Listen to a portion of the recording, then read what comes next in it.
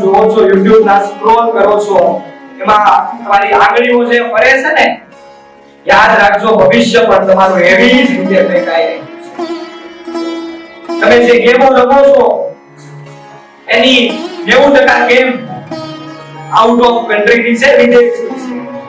અને ભારત દેશ એ વિશ્વમાં એવો દેશ છે જેની પાસે દુનિયામાં સૌથી વધુ યુવાનો અને બાળકો છે. આ યુવાનો અને બાળકો સામાન્ય નથી. આ યુવાનો અને બાળકો વિચારે છે, કલ્પના કરે તે કરી શકે તેમ છે અને ભવિષ્યમાં ભારત દેશને બહુ આગળ લઈ જઈ શકે તેમ છે. અને આ જ વસ્તુ વિશ્વના દેશો જોઈ શકતા નથી, એટલા માટે ખરાબ ગેમો બનાવે છે. એટલા માટે કે બાળકોની વિચાર શક્તિ, કલ્પના શક્તિ એમાં જોખમાઈ જાય, એમાં તાળા લાગી જાય, એટલે બાળક વિચારી ના શકે, કલ્પના ના કરી શકે. અને જે વ્યક્તિ વિચાર ના કરી શકે, કલ્પના ના કરી શકે, એ દુનિયામાં કાંઈ ના કરી શકે. એટલા માટે ભવિષ્યમાં ભારત દેશ બહુ આગળ ના વહી જાય ને, એટલા માટે મારો એક પ્રયાસ છે. આ વાતને યાદ રાખજો. અને તમે જે YouTube ના શોર્ટ સ્ક્રોલ કરો છો ને, એમાં એક વ્યક્તિ હજારો રૂપિયા કમાય છે અને તમે તમારો કરોડો રૂપિયાનો કિંમતી સમય તમે એમાં વેડફી નાખો છો. આ વાતને યાદ રાખજો. અને તમે જ્યારે મોબાઈલ લઈને બેસો છો ને, ત્યારે તમને ખુદને નથી ખબર પડતી કે આમાં કેટલો સમય વહી જાય છે. તમને ખુદને નથી ખબર હોતી કે આમાં કેટલો સમય વહી જાય છે. પપ્પા છે ને, એ આપણા માટે 10 કલાક કામ કરે છે અને આપણે આપણી સામાન્ય 1 કલાક કેમ ક્યાં વેડફે છે એ આપણને ખબર નથી પડતી. આ વાતને યાદ રાખજો. તમે જ્યારે આ ગેમ રમો છો, તમે જ્યારે YouTube ના શોર્ટ્સ, Insta ની રીલ્સ સ્ક્રોલ કરો છો, ત્યારે તમે તમારા ભવિષ્યને બરબાદ કરો છો. આ એક એવું સાધન છે, આ સાધન એમાં 100% લોકો યુઝ કરે ને, એમાં 90% લોકો એવા છે જેમાં પોતાનું ભવિષ્ય બગાડે છે. 10% લોકો એવા છે જે સોશિયલ મીડિયાના માધ્યમથી પોતાની ઇન્કમ જનરેટ કરે છે, પોતાની આવક ઉત્પન્ન કરે છે. અને આપણે આપણો કિંમતી સમયમાં વેડફી દઈએ છીએ. આપણે અહીંયા બેઠેલી 90% વ્યક્તિ એ જ છે કે 90% એનો સમાવેશ થાય છે કે જે પોતાનો કિંમતી સમયમાં વેડફે છે. એમાં તો લોકો હજારો રૂપિયા કમાય છે અને તમે તમારો કરોડો રૂપિયાનો કિંમતી સમયમાં વેડફો છો.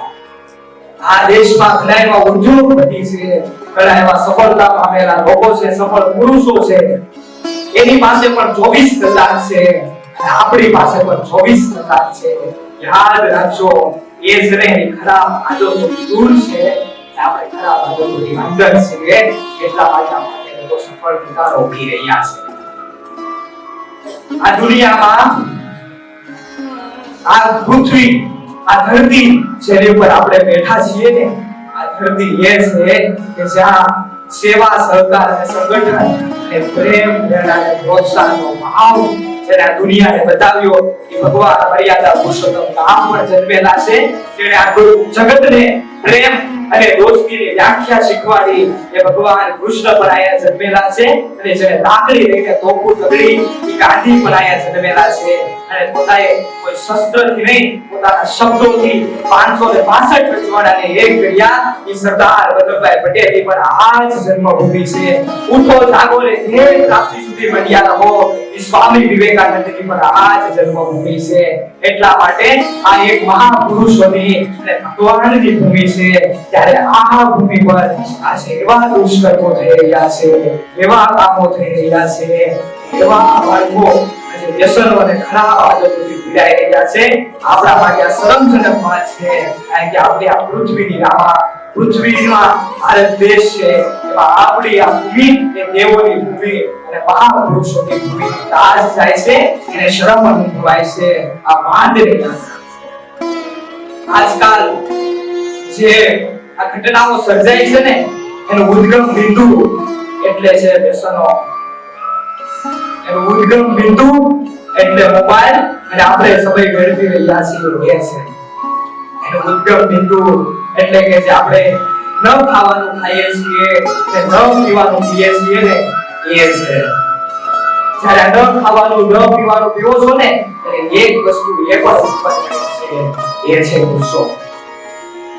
એ પહેલા આ દુનિયાને, આ વિશ્વને, આ આ રાષ્ટ્રને, આ સમાજને જેની જરૂર છે એના પર આપણે માનવું. આજે 12 વર્ષના બાળક પાસેથી 2,81,000 રૂપિયાનો ખર્ચ કરાય છે. જેને ભણવાની ઉંમર છે, આજે એ વ્યક્તિ કરોડો રૂપિયાના ડ્રગ્સ અને ન ખાવાના પદાર્થો વેચતા પકડાય છે. અને તમને એવું થતું હોય કે સ્ત્રીઓથી કાંઈ ન થાય, તો યાદ રાખજો, વડોદરાની અંદર આજકાલની આ ઘટના, એક સ્ત્રી 151 પુરુષોને ડ્રગ્સ આપતી પકડાય છે. તમે એ ફૂલ છો જે અત્યારે ખીલી રહ્યું છે, અને આ ફૂલ જે ખીલી રહ્યું છે એ ખીલતા પહેલા ખરી નો થાય ને, એટલા માટે આ વાત છે.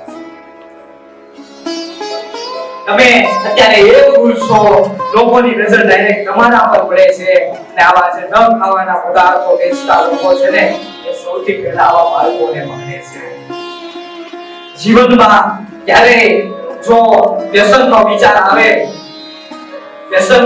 આવે તો પહેલી વખત જ્યારે અડો ને, ટચ કરો, ત્યારે વિચારજો, હું કોનું સંતાન છું, મારા માતા પિતા કોણ છે. જો એ તમે 5 રૂપિયાની જે પડી ગયો આજે હાથમાં આવી ગઈ છે ને, એ એક વ્યસનનું ઉદ્ગમ બિંદુ છે. એ 5 મિનિટમાં મજા બહુ આવે છે, પણ એ મજા તમારા પરિવારની, આ સમાજની અને આ રાષ્ટ્રની સજા બની ગઈ છે. આ વાતને યાદ રાખજો. આ 5 રૂપિયાની પડી ગઈ છે, એ એક સાથે મગજમાં રહેલી દરેક ઇન્દ્રિયોને ખોલી દે છે.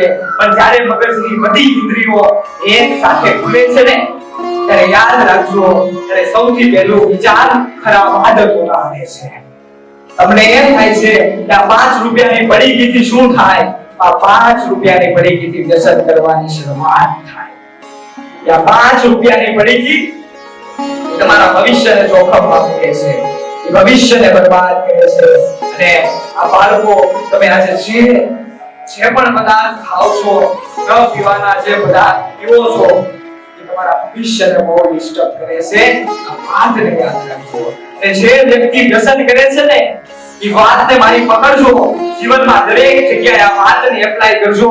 જે વ્યક્તિ પોતાની ખરાબ આદતોમાં સમય બગાડે છે, જે વ્યક્તિ વ્યસનોના માર્ગે ચડે છે, એ વ્યક્તિઓ ક્યારેય એના ભવિષ્યના પરિવારને પ્રેમ કરતા નથી.